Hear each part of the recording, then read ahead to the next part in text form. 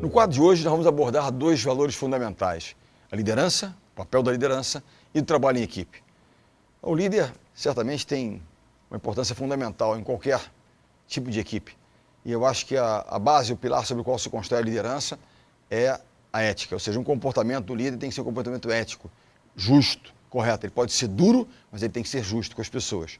Isso é a coisa mais importante para que você mantenha uma relação de confiança com o seu time. A coisa mais importante é a única liderança que sustenta através do tempo, a liderança pelo exemplo. Se o líder não der o exemplo, ele não vai sustentar como tal. Portanto, esses são conceitos fundamentais nessa questão da liderança. E o trabalho em equipe, ou seja, o líder está ali para construir times. Por melhor que você seja, ninguém consegue nada sozinho. Os êxitos duradouros e realmente significativos dependem de um time. Um time é formado de equipes que têm objetivos em comum. Mas tão mais importante que termos objetivos em comum é termos a consciência de que só vamos atingir esses objetivos com a participação de todos, mesmo daqueles que possam parecer menos importantes, porque não há menos importantes. Há atribuições e talentos diversos nesse processo. Bernardinho, quais são as principais características de um líder? Eu acho que principais características, eu diria, se eu tivesse que abordar e criar ali, adjetivar o líder, seria ético,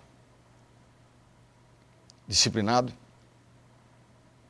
ele cumpre o que promete, ele sabe ouvir, porque a comunicação é muito importante, e saber ouvir é fundamental para poder realmente, porque a comunicação é uma via de duas mãos. Dar o exemplo. O exemplo é a base de tudo. Eu acho que essas são as características fundamentais da liderança. Bernardinho, você acha que deveria ser carrasco, bonzinho, para você controlar um grupo de pessoas? Acho que o líder tem que ser aquilo que ele é. Ele não pode ser artificial. Se ele é um cara mais exigente, que, enfim, fala mais alto, quer que seja, ele é o que ele é. Mas as pessoas têm que ver a autenticidade, a verdade no líder. Ele é ético, ele é o que ele é. Bonzinho, fica uma coisa meio de, ele é bonzinho, mas ele é bonzinho porque ele é uma pessoa de natureza dócil, ou ele é bonzinho porque ele quer ser bonzinho com seus comandados. Eu acho que ser bonzinho apenas para ter a simpatia dos outros, certamente ele vai ser incapaz de liderar esse time. Ele tem que ser aquilo que ele é. E o que é mais importante, você perguntar a essência do líder, ele fala de ética e tal, mas ele é o guardião de valores. Nós podemos negociar o horário do nosso treinamento, do nosso trabalho, o conteúdo eventualmente, mas valores e princípios não são negociáveis. O líder é o guardião de valores. Você pode passar com o próprio exemplo, com a própria postura, entendeu? Esse é o jeito que eu penso que o líder tem que agir, né? E lembrando sempre que um time e o processo de falência de um time, ela apodrece pela cabeça, ou seja, líderes ruins, líderes fracos, líderes não éticos certamente levarão à falência da instituição. O que fazer justamente quando os colegas de equipe não estão no espírito de equipe?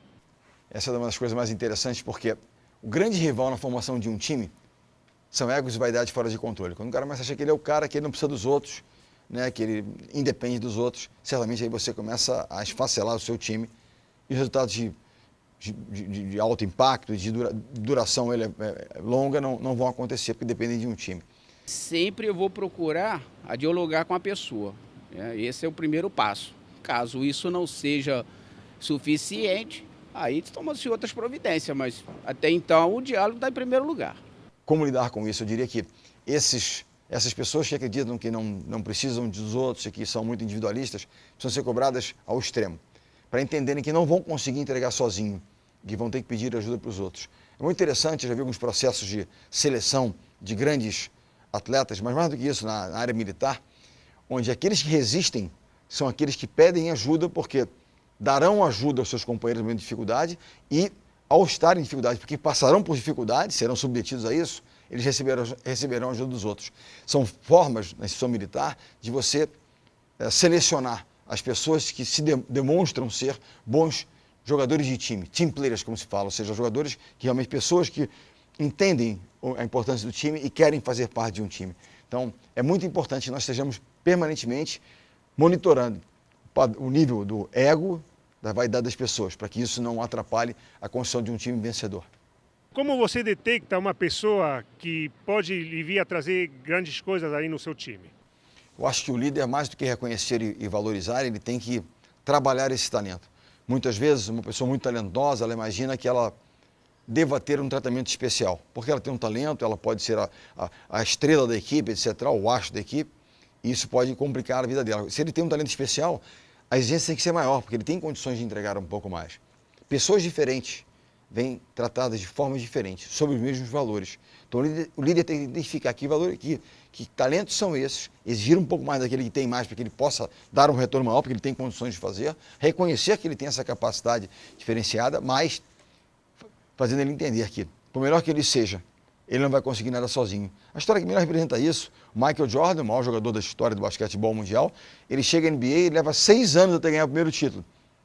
Quando realmente consegue construir à sua volta um grande time, ele então consegue um título. Até então, ele tinha ganho muitas partidas, mas não um grande campeonato. Para isso é necessário um time.